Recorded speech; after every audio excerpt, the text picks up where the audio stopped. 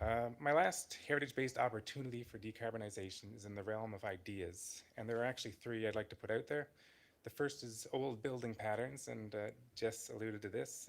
So in St. John's, for instance, our historic urban core is defined by the row house, and this form has built-in efficiencies. For one, living in densely built housing concentrates people around jobs, businesses, schools, services like transit, which can reduce emissions more broadly. And most of these houses are attached or semi-detached, which also means a lower heating load in the winter. You're sharing the load with your neighbor, essentially. With about half of our downtown, or close to, dedicated to parking still, there's huge potential to fill in and further densify these existing neighborhoods. The second idea is maintenance. Historically, maintenance was not really a choice, but a survival mechanism in our province. And when low maintenance, usually oil-based materials came along, we embraced them. But today we know the external costs of this switch were not well accounted for, and we're dealing with a lot of that today. So I think there's an opportunity to foster a new maintenance ethic that invests more in people and their skills than in imported and proprietary products.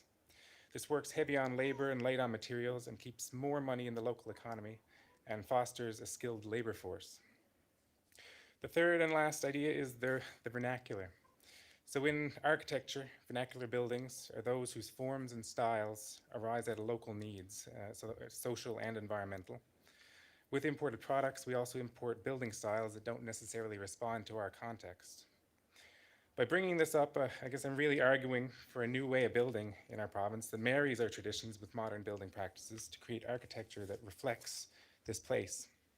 So this could involve using old materials in new ways, looking to traditional forms that might provide advantages in our climate, or changing the way we detail a building to suit our specific weather patterns. It might surprise you to learn that the conservationists are interested in buildings that aren't built yet, but here we are.